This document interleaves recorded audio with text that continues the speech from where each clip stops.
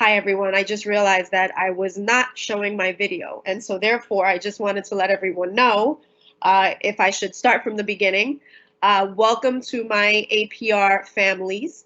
To my returning families, I once again want to welcome you back to school in a couple of weeks. And to my incoming families, unfortunately, I'm saddened by the fact that we have to meet under these conditions, but I hope that we will be able to meet in a less strict environment, and we will be able to come together soon enough. And so for everyone, I wish you all the best of health, and I hope everyone is doing well. I mentioned earlier that I need to take a moment for my Spanish-speaking parents, and so therefore I just wanted to make an announcement to them to let them know that this session will be translated in closed caption. Para mis padres que hablan español, tengan en cuenta que en unos momentos compartiré cómo podrá seleccionar los subtítulos en su idioma preferido. Otra vez, para mis padres que hablan español, tengan en cuenta que en unos momentos compartiré cómo podrá seleccionar los subtítulos en su idioma preferido. En unos momentos, por favor. This will be an overview of health and safety, as well as our selected learning models and our reopening plan when we open our doors in September. First day of school has been tentatively decided as September 10th. I say tentatively because in this environment, anything can change from day to day. So therefore, I am saying the first day, as of right now, will be September 10th, 2020. I want to remind all parents that there is a question and answer tab that should be available to you as an attendee. Please make use of that to type in any questions that you have. I do have someone who is moderating that and updating me accordingly. I will answer as many questions as I can at the end. I cannot answer everything depending on how many questions we have. Of course, if we have time, I will answer every question if I have the time to do so. So without further ado, I'm going to get started with the presentation.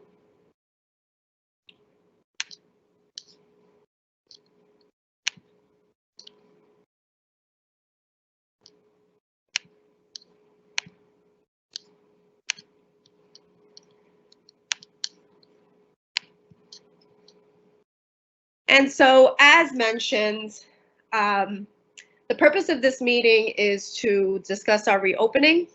And before I begin, I just want to make sure that we are reflecting the PowerPoint and everyone can see it before I proceed.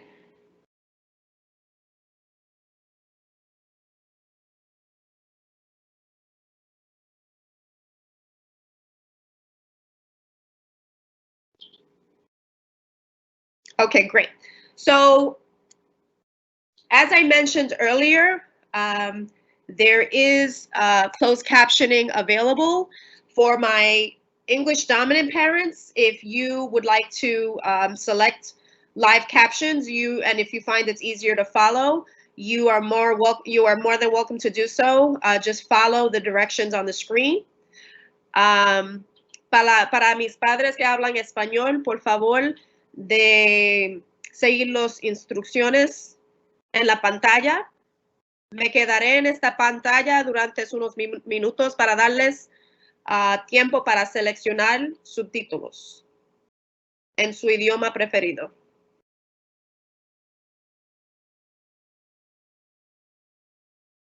Once again, for my English dominant parents, I'm staying on the screen for a couple of minutes to allow for our Spanish and non-English dominant families to have a moment to select their language of choice for the presentation.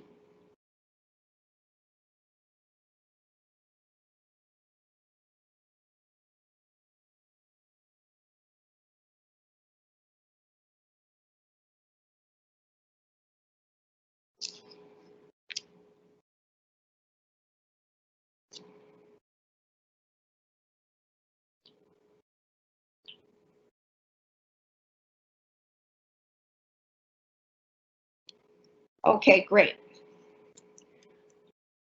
So Before the major announcement by the governor today, who stated that schools will reopen depending on district, on July 31st, the mayor and chancellor announced that for school buildings to open in September and remain open, on a weekly average, the city must see fewer than 3% of all COVID-19 tests come back positive. Additionally, if 3% or more of New Yorkers who are tested for COVID are found to have the virus after we open, school buildings will close again, and 100% of learning will be remote for every student. So again, the reopening criteria is that ultimately we want to remain below 3% of the positive COVID-19 tests. The question on everyone's mind that I prioritize this slide for is what happens if someone gets sick? And I'm referring this specifically to the reopening of schools. In close collaboration with our expert colleagues at New York City Health, the DOE has developed strict protocols that address prevention, precaution, and response to one or more of our students or employees having a confirmed case of COVID-19. It is important to know that a confirmed case means that a parent or guardian, student, or staff member submits a positive test results from a healthcare provider or laboratory, like a city-run testing service, a private doctor, or an urgent care center to the school. Ultimately, we would like to emphasize that hearsay, word from someone, or someone who heard from someone else will not be determined as confirmed cases. Confirmed cases will only be submitted results from a private doctor, urgent care center, or a city-run testing site that is submitted to the school to confirm a positive test result of COVID. I mentioned in the earlier slide that part of the criteria in addressing how we would address the fact that a student or a staff member is sick is starting with prevention. With the first day of school, if a student or a staff member is feeling sick, they will be required to stay home. Additionally, if their symptoms are consistent with COVID-19, they will be asked to get tested. Feeling sick in school. If a student begins experiencing symptoms in school, they will be isolated and monitored by a school staff member until they are picked up by their parent or guardian. Staff members who become symptomatic at school must notify administration and immediately leave the building.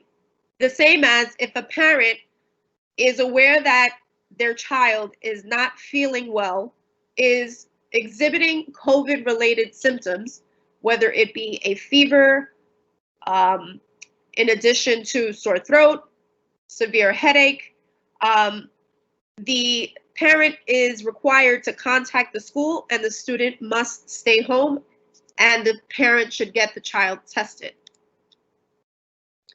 Testing and tracing is also part of health and safety measures that the Department of Education is implementing. All school staff members will be asked to get tested for COVID-19. All teachers and staff will be prioritized for expedited results at the 34 city-run testing site, and school staff will also be tested monthly during the school year. I would like to emphasize that the free testing that is being offered citywide is not only available to school staff or Department of Education employees. This is also a testing that is provided free of charge for New York City families. In the event that we have a confirmed COVID-19 case in a school, the New York City Test and Trace Department or agency, along with the New York City Health Department, will investigate to determine close contacts within the school. All students and teachers in the classroom with the confirmed case are assumed close contacts and will be instructed to self-quarantine for 14 days since their last exposure to that case.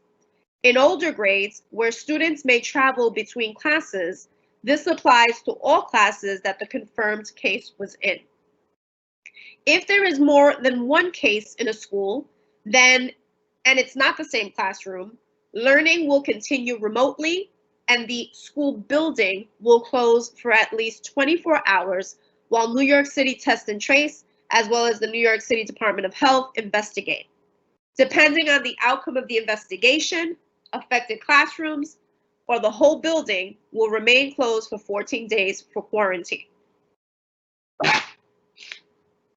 I would like to take note that in either scenario, whether it's a classroom that will be closed for 14 days, or if it is decided that the school will need to close for quarantine, learning will continue remotely in all cases. Therefore, students will not lose instruction. It will just continue on a remote basis. Health and safety protocols. At all times, students and staff must wear face coverings, which are masks, protecting their nose and mouth while at school or on their way to school. Exceptions will be made for children who can't wear a face covering for medical reasons, and for younger children who aren't developmentally able to wear a face covering. Students and staff must maintain 6 feet of physical distance throughout the school day, anywhere on school grounds, and to and from the school. Schools will be cleaned throughout the day and disinfected each night with special attention to high-touch areas. For those of you who are not aware of what high-touch areas means, ultimately it means areas that are most often touched throughout the day, such as doorknobs, handles, knobs, anything that has close contact or is a highly populated area that is touched frequently in the school building. I'd also like to note on this particular slide that all students at the Academy of Public Relations will be required to wear a mask. It does state here that for older children, it will be expected. And so therefore, I just wanted to kind of put it out there that the expectation at the Academy of Public Relations is that all children will wear a face covering. Exceptions will only be made for medical reasons, which must be documented by a medical professional. Face coverings, hand sanitizer, and cleaning supplies will be readily available throughout every school. Every school will have a school-based team ready to respond in the event that there is a health concern in the school. Excuse me.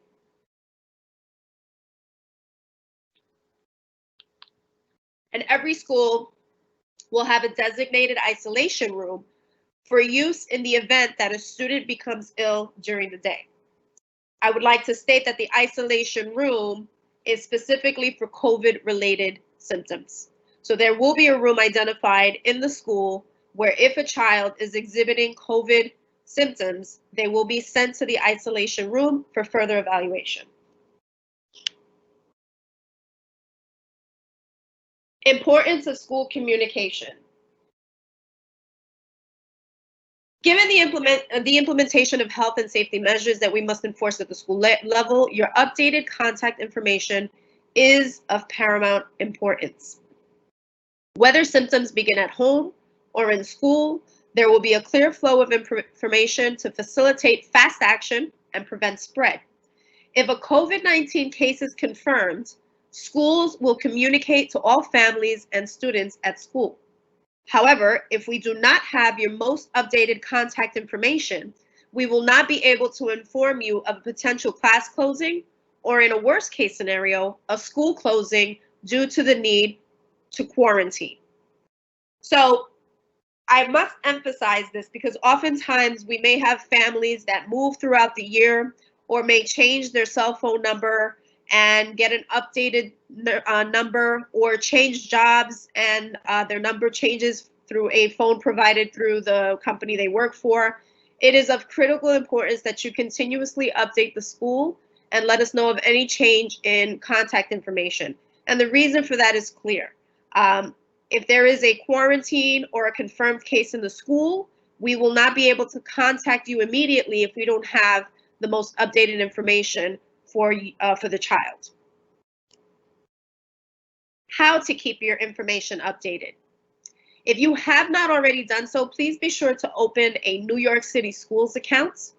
It is a portal that is very convenient for parents. You would be able to do a number of things besides communicating with teachers, communicating or having access to your child's report card, not having to get a physical copy. You can actually have an electronic one that you could retrieve from your smartphone. It offers a great deal of convenience. And so if you haven't already done so, I strongly encourage you to create an account. Should you need assistance to open an account with New York City Schools, please be sure to contact our parent coordinator. Her name is Josie Santisteban. Her email is provided there for your reference. And I wanted to inform all parents, especially our new incoming families, that our communication platforms, when we're sending out information or new news releases or anything that is of importance that needs your attention immediately, the communication platforms that we use are Blackboard and Kinvo. They all require a valid email address as well as your most updated cell phone information so that you can receive text updates and PDF files of any new releases of information from the Chancellor's office. It's usually an automated call. I know that for some it may, turn out to be something that can be a deterrent, but I will tell you that there are many, many, many families who have indicated how helpful and convenient it is. It also eliminates the need to have to speak to someone on the phone when you get a file or information that you can just read off your smartphone immediately and stay abreast of information that is new and relevant. I'd like to transition now to the instructional piece of reopening. There's lots of conversation about remote and blended, and I wanted to be sure that our families are aware of the difference between both. So I would like to start by saying that this table is organized on the left-hand side to express or to explain what remote learning looks like for a child who chooses 100, or I should say a parent who chooses for their child to maintain 100% remote learning and will stay home. On the right-hand side is the blended learning experience, which is a combination of both. Blended learning includes in-person instruction as well as a balance of remote learning to create what is being phrased here as blended learning. So on the left-hand side, for fully remote learning, the fully remote learning experience includes fully remote instruction at home. Whereas blended learning, it's a combination of learning in person at the school building, as well as remote instruction from home. Students participate in a regular schedule of appropriate standards-based remote learning from home every day for the 100% remote experience. And in the blended learning experience, students go to the school buildings for the same standards-based instruction on some days and continue their learning from home remotely on the other days of the week. For remote, students will have live interaction with teachers every day. For blended, in-person days, students will attend classes in their school building physically, but they are also working to ensure that live interaction for students is also reflected as they are learning remotely. On the left-hand side for fully remote, every class will include live instruction. The amount will vary by grade depending on what is developmentally appropriate. And for the blended learning experience, on in-person days, students will have the opportunity for whole class, small group, and individual work and collaboration with classmates and teachers. Now, I know that the word collaboration might cause a little anxiety on the part of parents. I am a parent and I know what that anxiety feels like. I want to emphasize that collaboration here is through the lens of these new health and safety protocols that we need to follow and will be socially distant. This isn't collaboration in what we knew as the traditional normal. The new normal will now include socially distant activities that will allow for students to collaborate and engage in group projects, but from a socially distant perspective. Learning options. I want to remind everyone that today is the deadline to submit your intentions for your child returning. Today, August 7th, is the deadline. The website to submit your decision has already been provided to parents via our communication platform, and you should have received the web link via Blackboard and or Kinvo through the form of an email or a text. Again, today is the deadline to submit your intentions, your decision for whether or not you want your child to be 100% remote, or if you choose a blended learning, which will be a variety of in-person physical instruction along with remote instruction. For those parents who do not have access to the website, you can also call 311 to provide your decision. New York City students will be learning 5 days a week, whether in person or at home. As previously announced, schools are planning for blended learning, in which students will be taught in school buildings for part of the week and will continue learning remotely from home on the other days of the week. Now I would like to get into the learning model specifically for our school. The first thing I would like to say as a caveat is this is a model that still needs to be approved.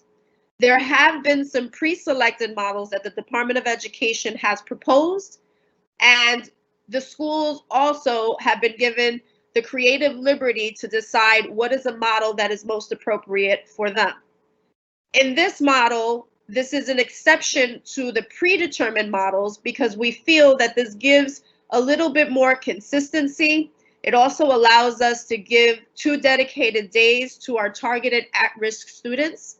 If you have a child who has an IEP, or if you have a child who is a bilingual student, whether they're a new English language learner or they're on the spectrum to become a more English dominant student, either or, targeted at-risk students, identified criteria by the school, will have 2 days of instruction in the school building consistently on Mondays and Tuesdays.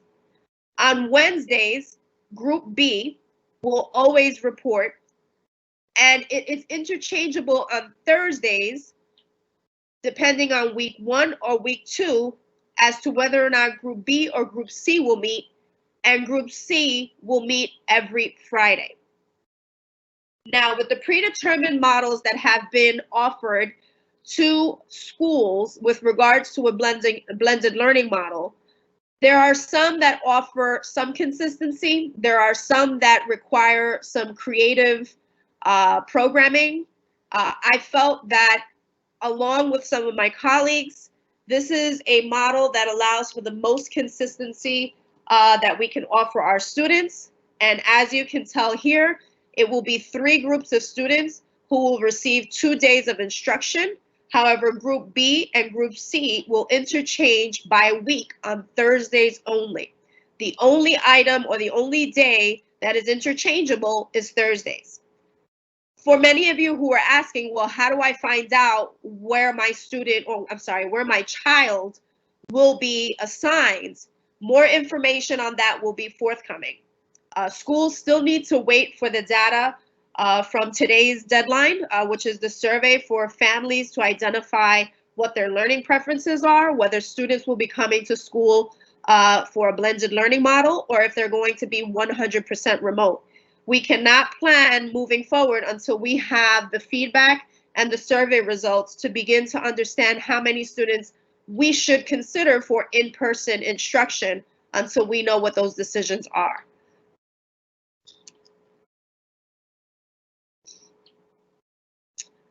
Before we go, I wanted to remind everyone that there's citywide information sessions that are being offered.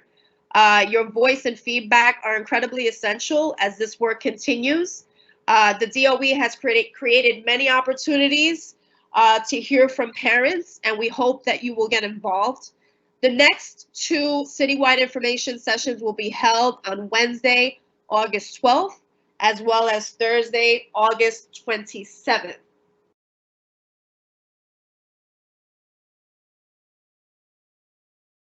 And last but not least, we will be sending you information with regards to how to sign up for these sessions via Blackboard and or Kinvo. For our incoming 6th grade parents, if you have already provided your email to our parent coordinator, Ms. Josie Santisteban, we do have your information on record and we will be forwarding those links to your email. So please check your emails often. Last but not least, this is our time for questions. A million thanks for your patience and understanding. I will tell you that it is not an easy time, but we will get through this together. This closes out our session, our town hall session. And I would like to remind our parents, families, and communities that this town hall has been recorded and it will be made available on our website, which is www.apr298.com. I'll go a little slower the second time. That's www.apr298.com. I'm going to take a look at our questions to see if there are any lingering questions that we have.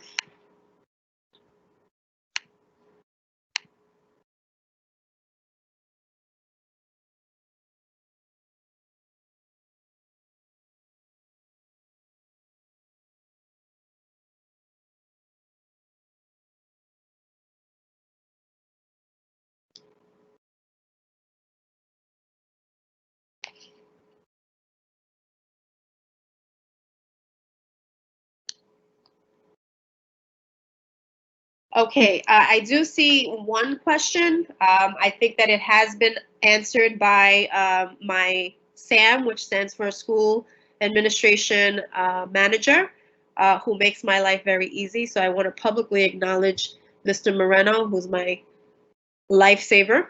Many of you will get to know him, I am sure. But nonetheless, the question is, can this information be emailed or mailed out? Because I have one of my girls entering into 7th and one who is incoming to 6th. Mr. Moreno had indicated he will speak to me and get back to you. I will also ask that you please email our parent coordinator. I will include, or actually I'm gonna ask Moreno, can you post, oh, I can do it now. I'm going to private reply Desiree. My apologies if I'm mispronouncing your name. I'm giving you the email of the parent coordinator. You can reach out to her, give her your contact information as well as your address, and we'll do our best to, in the very least, try to get this PowerPoint presentation over to you. If not, if you provide us with your email, we can also provide you the link that has a lot of this information readily available. I just sent you the email for our parent coordinator. Any other questions? I'll wait a couple of minutes.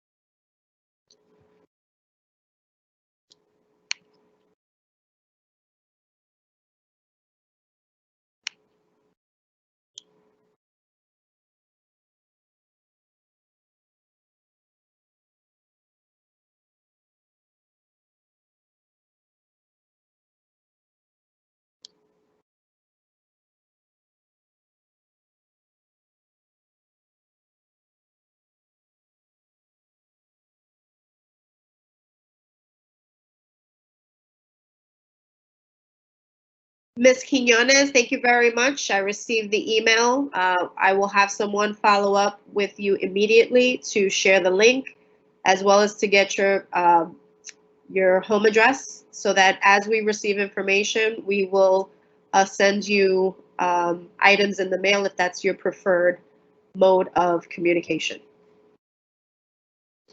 I'll wait a couple more seconds before we close out the session. I'm waiting on any additional questions.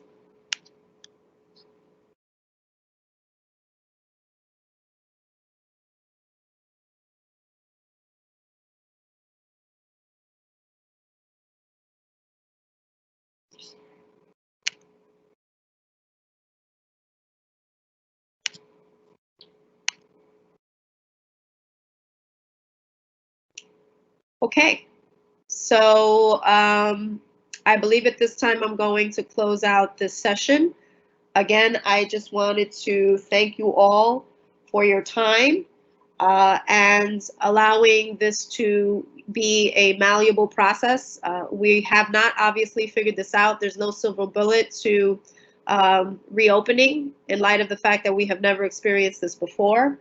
But I am looking forward to working with each and every one of you. And I would like to leave you with this quote: coming together is a beginning, keeping together is progress, and working together is success. God bless everyone and be well. I look forward to hopefully meeting you all soon in a socially distant way. All right, everyone. Have a good night.